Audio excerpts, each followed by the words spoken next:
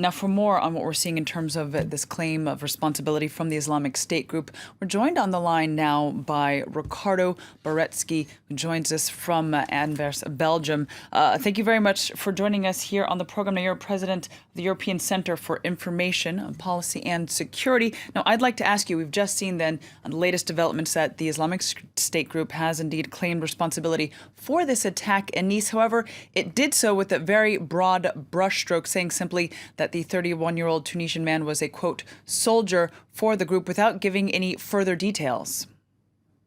Yes, I think one of the things that is really underestimated, and is this what makes the Islamic State ISIL recruitment process different. And this is a process of recruitment, self-radicalization. And I think what's really important here is that the intelligence services fails to understand this process, which separates this particular terrorist group from the rest. And as long as they continue to process this form of self-radicalization doing these kind of terror acts, it's nearly impossible for any intelligence service to react and respond to this.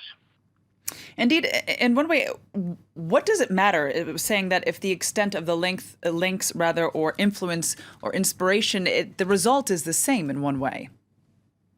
Yes. Well, what's the purpose of the Islamic State? What is their goals? And we have to understand that the goal is not only to terrorize the people, but specifically to target, and we've said this before, the central system, the state secret service, to get them on the edge. And they've clearly managed to do that.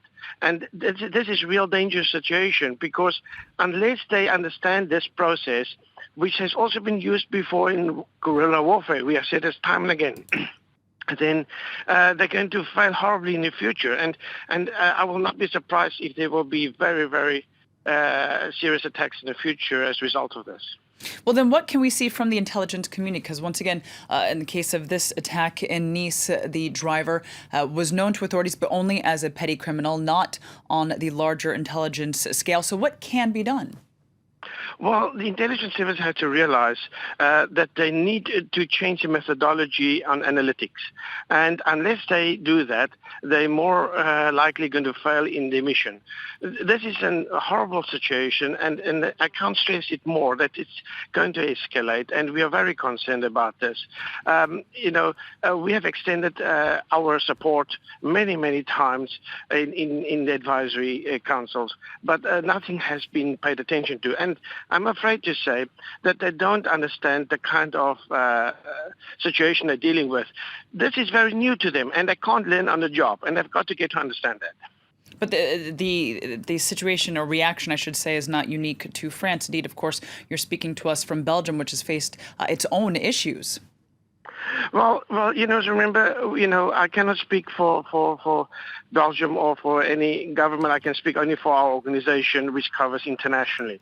And our mission is to make sure that they are aware of the risk they take when their analytics is incorrect. And this is really a serious situation from a global scale. So, yes, you're correct to say that there's problems everywhere, but at the same time, everybody has to pay attention and find a solution. And the solution is they've got to get around the table. Ricardo, thank you very much for joining us here on the program. We do appreciate it.